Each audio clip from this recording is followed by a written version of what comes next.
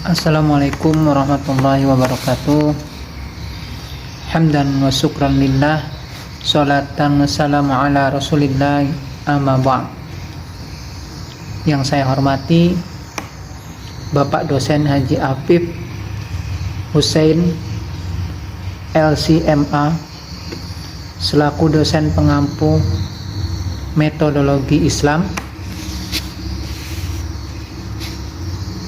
Yang saya banggakan teman-teman senasib dan seperjuangan yang lagi thalabul ilmi. Mudah-mudahan dengan niat yang baik kita sama-sama sukses. Amin ya rabbal alamin. Baiklah, video ini dibuat untuk memenuhi tugas persentase MSI dengan judul menganalisis isu HAM dan gender dalam perspektif agama Islam. Oke, baiklah.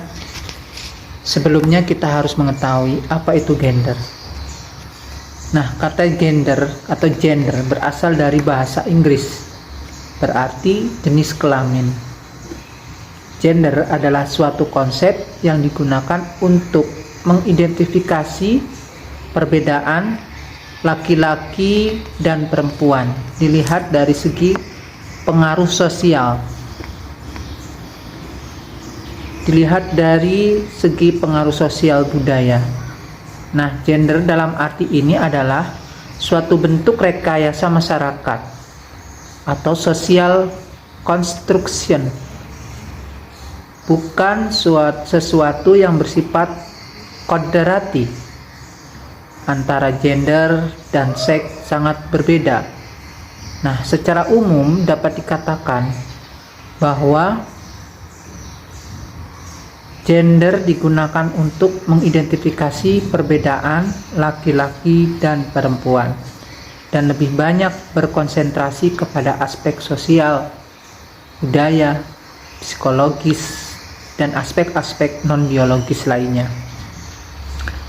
Maka, seks secara umum digunakan untuk mengidentifikasi perbedaan laki-laki dan perempuan dari segi anatomi biologi. Sebagai pandangan Islam, sebagai agama yang menjunjung tinggi nilai keadilan dan persamaan, mengandung prinsip-prinsip kesetaraan seperti laki-laki dan perempuan sama-sama sebagai hamba, di mana terdapat dalam surat Al-Quran surat Al-Zariyat ayat 56. A'udzu billahi minasyaitonir rajim. Bismillahirrahmanirrahim. Wa ma khalaqtul jinna wal insa illa liya'budun. Shadaqallahul azim. Yang artinya, dan aku tidak menciptakan jin dan manusia melainkan supaya mereka mengabdi kepadaku. Nah, di sini menandakan bahwa semua makhluk Allah, termasuk jin dan manusia, diciptakan oleh Allah Subhanahu wa taala agar mereka mau mengabdikan diri, taat, tunduk, serta menyembah hanya kepada Allah Subhanahu wa taala. Laki-laki dan perempuan sama-sama sebagai khalifah di bumi. Itu terdapat dalam Quran surat Al-Baqarah. Kemudian terdapat dalam surat Al-A'raf 172. Laki-laki dan perempuan sama-sama menerima perjanjian primordial. Nah, yang menjadi sumber inspirasi munculnya peraturan perundang-undangan yang memihak pada kepentingan perempuan. Hal tersebut dimungkinkan karena selama ini disadari atau tidak masih terdapat produk hukum di negara ini yang kurang mengakomodir kepentingan dan keadilan bagi kaum perempuan. Salah satu contohnya adalah Undang-Undang Perkawinan Indonesia tentang syarat berpoligami. Sebagaimana tercantum dalam pasal 4 sampai 5 yang berbunyi, pengadilan hanya memberi izin kepada seorang suami yang akan beristri lebih dari seorang apabila yang pertama, istrinya tidak dapat menjalankan kewajibannya sebagai istri.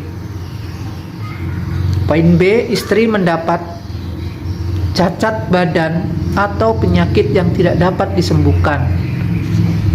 Dan yang poin C, istri tidak dapat melahirkan keturunan. Pasal 4(2) untuk dapat mengajukan permohonan kepada pengadilan sebagaimana dimaksud dalam pasal 4 di atas harus dipenuhi syarat-syarat. Yang pertama, adanya persetujuan dari keperluan istri. Adanya persetujuan dari istri. Kemudian adanya kepastian bahwa suami mampu menjamin keperluan istri dan anak-anak mereka. Poin selanjutnya, adanya jaminan bahwa suami akan berlaku adil terhadap istri dan anak-anak mereka. Nah, pasal 5.1 dalam undang-undang tersebut tersirat adanya unsur kesetaraan dan keadilan gender karena suami hanya boleh berpoligami atas izin tertulis dari istri tanpa paksaan. Selain itu, suami harus mampu menjamin semua istri dan anak-anaknya serta mampu berlaku adil atas semua istri. Implementasi kesetaraan gender perspektif dalam Al-Quran, dalam hukum Islam terlihat pada adanya transformasi, yaitu transformasi hukum Islam ya, yang berhubungan dengan isu kesetaraan realisasi antara laki-laki dan perempuan, seperti pada hukum poligami dan perempuan, serta memicu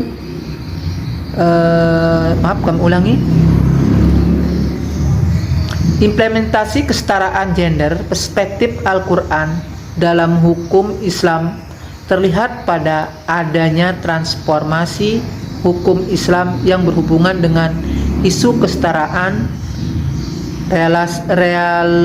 relasi antara laki-laki dan perempuan seperti pada hukum poligami dan kewarisan dalam Islam.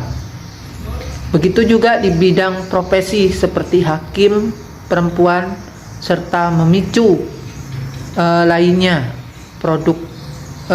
memicu lahirnya produk hukum yang berperspektif kesetaraan dan keadilan gender. Nah, mungkin itu saja yang bisa saya presentasikan. Lebih dan kurang saya mohon maaf. Saya akhiri. Wabillahi taufiq wal hidayah. Wassalamualaikum warahmatullahi wabarakatuh.